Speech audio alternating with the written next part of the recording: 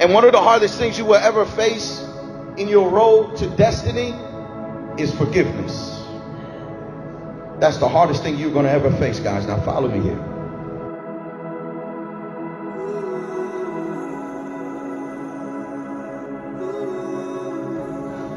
Why do marriages end in divorce?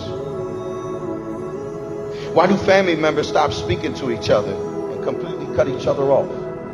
How can two childhood friends grow up together and can't stand being in the same room with each other and have a passion or a hatred towards each other?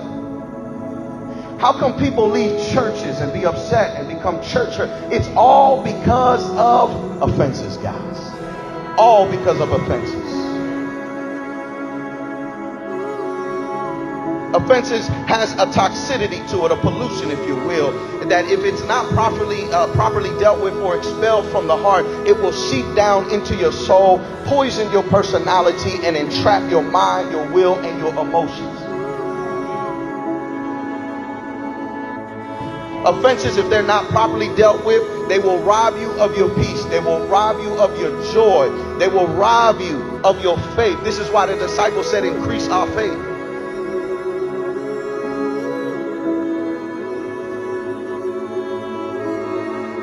Listen, there's a story of two twins, right, that were raised by an alcoholic father, right? One of them became an alcoholic. And they told him, they said, you know, why are you an alcoholic? You're just like your daddy. Why are you an alcoholic? He said, it's because I was raised as an alcoholic. The other twin never touched the drink in his life. And they say, that's kind of ironic. Why haven't you even touched a drink? He said, because I was raised by an alcoholic father. And I don't want to be like him. It's not what happens to you that matters the most, but what happens inside of you that matters the most. The enemy came to kill, steal, and destroy. He wants to ruin your peace. He wants to ruin your joy. He wants to ruin your mental and emotional well-being. Are you hearing what I'm saying? Why are we suffering from so much depression, so much anxiety attacks? He's after your peace. You have to let it go.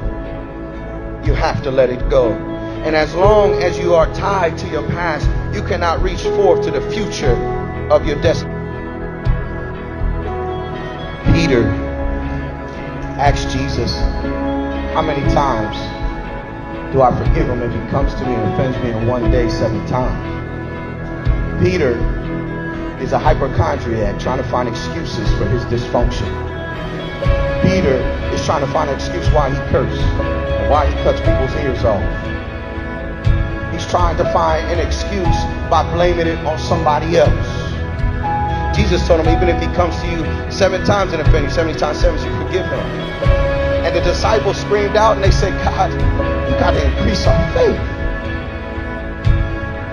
I'm not saying what you've been through has been easy. I know. It takes supernatural power to let certain things go in your life, to let go of all the abuse and all of the confusion. Believe me, I know God knows it more than anybody. And I'm not saying what you've been through means nothing. He knows where you are. He knows about your condition. He knows who walked out of your life and who left you. He knows who rejected you, who abused you, who betrayed you, who talked about you. He knows everything. But there comes a point in your walk where you have to ask God to give you faith.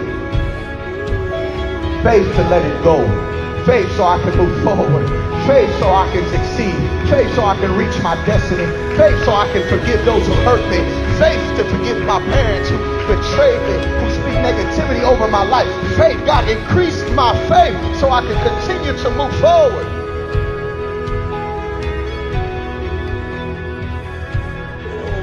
I'm not saying what you've been through has been easy. And I'm not saying that what you've been through you can just forget overnight. But I am saying that you got to stop making that as an excuse for you not to move forward. There comes a time when you have to let it go. The trap, they're living their life, right? They're living their life. They offended you, they hurt you, but they're still moving forward. You're the one caught in ruins. You're the one caught in trap. You have to let it go. Forgiveness is the hardest thing you will ever face in your journey. But forgiveness is not for them. Forgiveness is for you. Forgiveness is for you.